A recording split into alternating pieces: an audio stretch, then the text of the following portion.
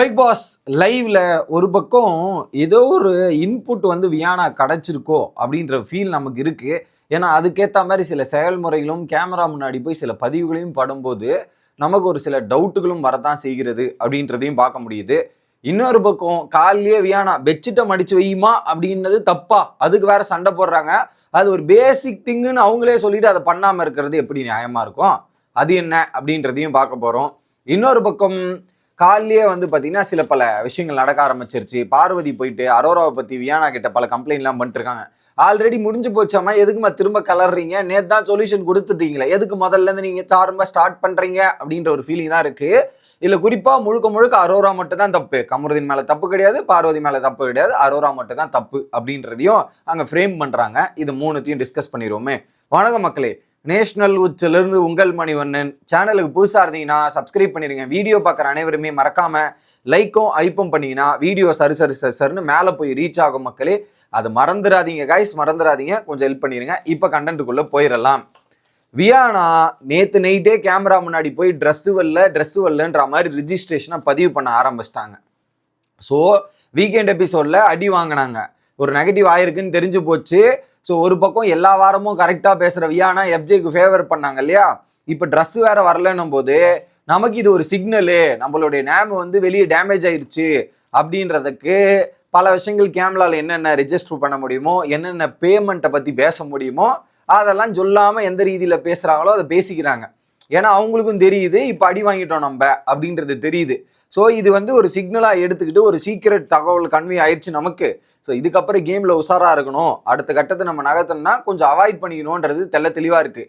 நேற்று எஃப்ஜேவை கூப்பிட்டு உன்னை எனக்கு சுத்தமாக பிடிக்கல போயிரு அப்படின்னு கார்டன் ஏரியாவில் உட்காந்து கேமரா கிட்ட பதிவு பண்ண உட்காந்துட்டு இருக்காங்க. எஃப்ஜே வந்து டிஸ்டர்ப் பண்ணுறான். எஃப்ஜே டிஸ்டர்ப் பண்ணும்போது பார்த்தீங்கன்னா ஒரு பாயிண்ட்ல அவன் பாட்டு இதெல்லாம் வெறுப்பேற்றுறான். உனக்கு பிடிக்கலடா போயிடுறா, நான் தான் சொல்கிறேன்ல போடா அப்படின்ற மாதிரி அவனை துரத்தி விட்டு சில பல விஷயங்கள் அங்கே பேசுகிறாங்க. கேமரா முன்னாடியில் காட்டப்படவில்லை நமக்கு. இது ஒரு பக்கம் நடக்குது. அதில் ஏதோ ஒரு விஷயம் கன்வே ஆகிட்டு இப்படி ஒன்றுன்னு. அதுக்கப்புறம் என்ன பண்ணுறாங்க, நைட்டு விக்கல்ஸ் விக்ரம் கிட்ட ஒரு சில விஷயத்த சொல்கிறாங்க. நான் கெஸ் பண்ணது கரெக்டு தான். வியானா விக்கல்ஸ் விக்ரமையும் வினோத்தையும் டார்கெட் பண்ணுற ரீசன் ஒன்று தான். ஓகே, எனக்கு வந்து உன்னை ரொம்ப பிடிக்கும்ண்ணா, இதெல்லாம் பிடிக்கும், பட் இருந்தாலும் நான் உனக்கு நாமினேட் பண்ணி ஒரு கேமை விளையாடணும், நாமினேட் பண்ணணும்னு எனக்கு தோணுச்சு. எப்படி நாமினேட் பண்ணணும்னு எனக்கு தோணுச்சு. யாரும் இன்ஃப்ளூயன்ஸ் பண்ணிலாம் நான் நாமினேட் பண்ணல, நான் வேணுத்துக்கிட்ட தான் நாமினேட் பண்ணேன் அப்படின்றதையும் ஓப்பனாக நேற்று நைட்டு விக்கல்ஸ் விக்ரம் ஒதுக்கிறாங்க. ஏன் அப்படி பண்ண அப்படின்னு கேட்கும்போது, ஸோ உங்ககிட்ட இருந்து நான் இது எதிர்பார்க்கல அப்படின்றத சொல்கிறாரு. ஏன்னா இந்த கேம் இப்போ ப்ரோக்ரஸிவ் ஆகிட்டு போகிறதுல பார்த்தீங்கன்னா விக்ரமும் கானா வினோத்தும் தான் எனக்கு ஸ்ட்ராங் பிளேயராக இருக்காங்க அப்படின்றத சொல்லிட்டு கேமரா நோட் பண்ணதா, நோட் பண்ணிருச்சு, ரிஜிஸ்ட்ரேஷன் இன்னும் ஹெவியாக போடுவோன்ற மாதிரி போடுறாங்க. ஸோ ஸ்ட்ராங் பிளேயர் அட்டாக் பண்ண தான் நம்ம பெரிய ஆள் ஆக முடியும் அப்படின்றத தெரிஞ்சுக்கிட்டு, ஸோ எப்போ பிரியங்கா உள்ள வந்து வினோத்துக்கு ஒரு சப்போர்ட் இருக்குன்னு சொன்னாங்களோ அப்பத்திலிருந்து வியானா, அடுத்த வாரத்திலிருந்து வியானாவோட டார்கெட்டு வினோத்தா இருந்தார். நல்லா நோட்டீஸ் பண்ணி பாருங்க. ஸோ அப்பத்திலிருந்து வியானாவோட டார்கெட் வினோத் அவர்களா இருந்துச்சு. இப்போ விக்ரமுக்கும் வீக்கெண்ட்ல டே பை டே ப்ரோக்ரஸிவ் வருது, கிளாப்ஸும் நிறைய வருது போல. ஸோ இந்த வீக்கெண்ட்ல அதிகமான கிளாப்ஸ் வருது பார்த்தீங்கன்னா வினோத்துக்கும் விக்ரமுக்கும் நிறைய ஹெவியா வருது போல. அதை அவங்க நோட்டீஸ் பண்ணியிருக்காங்க. நோட்டீஸ் பண்ணிட்டு தான் இப்போ இவங்க ரெண்டு பேர்கிட்ட அடிச்சா பரவாயில்ல, அடிச்சா கரெக்டா இருக்கும்ன்றதுக்காக நேத்து விக்ரமையும் வினோத்தையும் நாமினேட் பண்ணி நான் இருக்கேன்ல அப்படின்னு ப்ரூவ் பண்ண ட்ரை பண்றாங்க அப்படின்றது அவங்க வாய்ப்படியே ஓப்பனா ஒத்துக்கிட்டு இருக்காங்க அப்படின்றதான் புரியுது. ஸோ இப்போ வியானா trying to get that space. என்ன ஒரு ரீசனை வந்து சொல்லாங்களோ அதை தான் இவங்க அடிச்சு அடுத்தவங்க இருந்து ஸ்பேஸ் எடுக்க ட்ரை பண்றாங்க. So she is also doing that game அப்படின்றது தான். பார்ப்போம், அவங்க எஃப்ஜேவை கட் பண்ணாதான் கேம் உருப்படும். எஃப்ஜேவை கட் பண்ணாம மெயின்டைன் பண்ணியிருந்தாங்கன்னா அவங்களோட கேம் உருப்படாத போறதுக்கான வாய்ப்புகள் பிரகாசமா இருக்கு.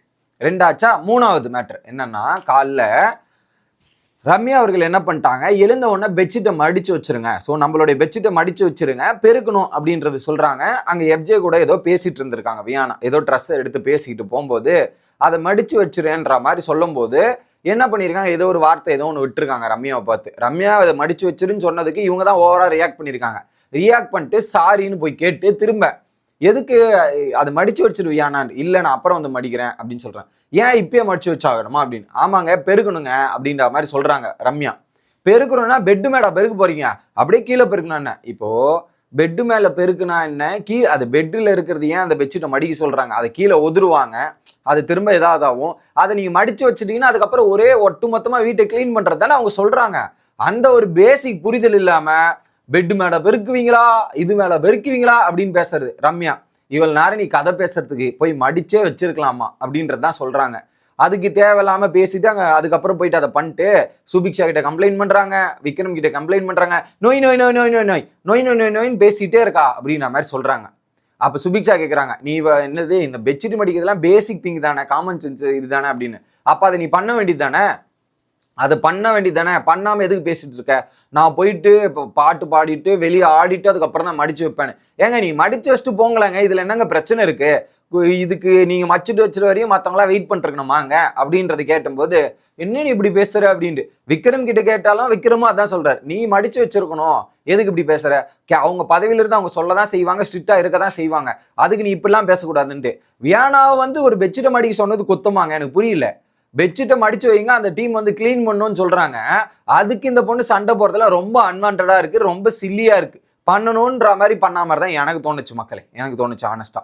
அடுத்து பார்வதி, அதே இடத்துல இருந்து பார்வதியும் வியானாவும் பேசிக்கிறாங்க. அதுல குறிப்பா பார்வதியும் கமருதீன் மற்றும் இவங்களுக்குள்ள நடந்த விஷயத்தை எல்லாத்தையுமே எக்ஸ்பிளைன் பண்ணிட்டு இருக்காங்க. ஓகே, வியானாவும் கேட்டிருக்காங்க. கேட்டுட்டு வெளியே கார்டன் ஏரியாவுக்கு போறாங்க. கார்டன் ஏரியாவில் போயிட்டு பார்வதி சொல்றாங்க, ஸோ இதுல வந்து என்னோட ஃபீலிங்ஸ் என்னன்னு தெரியுது, அரோராவோட ஃபீலிங்ஸ் என்னன்றது தெரியுது. அரோரா எனக்கு வந்து கமருதீனை விட்டுருக்கணுமா இல்லையா அப்படின்றது கேட்குறாங்க.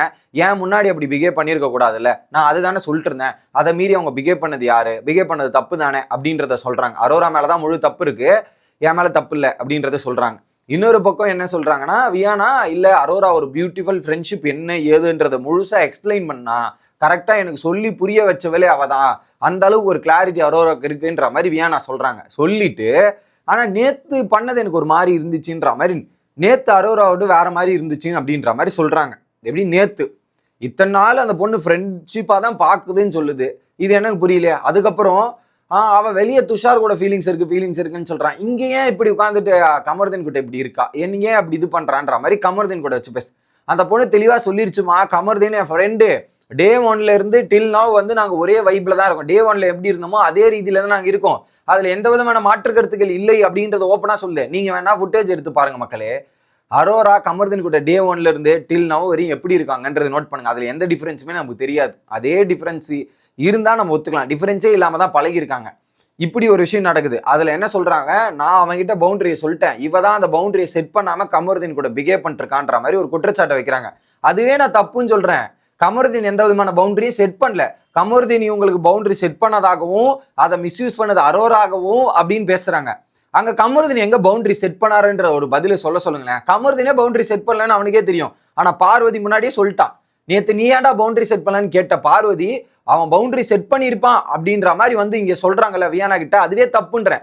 நேத்து இதே பார்வதி நைட்டு கேட்டாங்கல்ல, நீ பவுண்டரி செட் பண்ணிருக்கணும்டா கமருதீன் அப்படின்னு சொன்னாங்கல்ல, அப்படியே இங்க வந்து அவன் பவுண்டரி செட் பண்ணிருப்பான், இவதான் இப்ப பண்ணிட்டான்ற மாதிரி திருப்பி விடுறது என்னது இது சச் ஒஸ்ட் தப்புங்க இது. அதோட நேத்து அரோரா என்ன சொன்னாங்க, நேத்தோட முடிஞ்சு போச்சு, நான் வரமாட்டேன்னு சொல்லிட்டாங்க. இல்ல அவங்க பழகிறதுல எனக்கு பிரச்சனை கிடையாது, என் கண் முன்னாடி இப்படி பண்ண, அதுதாம்மா அந்த பொண்ணே வேணான்னு இருச்சேம்மா, அந்த பொண்ணு வேணான்னு சொல்லிருச்சு, பிரிஞ்சிட்டேன் அப்படின்னு வேணான்னு சொல்லிச்சு. இதுக்கப்புறம் வந்து பேசட்டும், என் கண் முன்னாடி எப்படி பண்ண, அதுதான் வேண்டாம், டோட்டலா அவ க்ளோஸ் பண்ணிட்டு போயிட்டாங்க. இதுல என்ன அவ பெரியவன் காட்டுறாளா, அவ நல்லவன் காட்டுறாளா அப்படின்ட்டு. ஸோ பேசிக்கலி உங்களுக்கு அரோரா நாமினேஷன்ல வரல, உங்களை நாமினேட் பண்ணிட்டாங்க, அதனுடைய காரணத்தோட வெளிப்பாடு தான் இதை பண்ணிட்டு இருந்தாங்கன்றதை அவங்க ஓப்பனாவே ஒத்துக்கிட்டாங்க. ஸோ இது எங்க போய் முடிய போகுதுன்னு தெரியல. உங்களோட கருத்துக்களை கமெண்ட் செக்ஷன்ல சொல்லுங்க. அடுத்த வீடியோல வந்து சந்திக்கிறேன். Bye guys.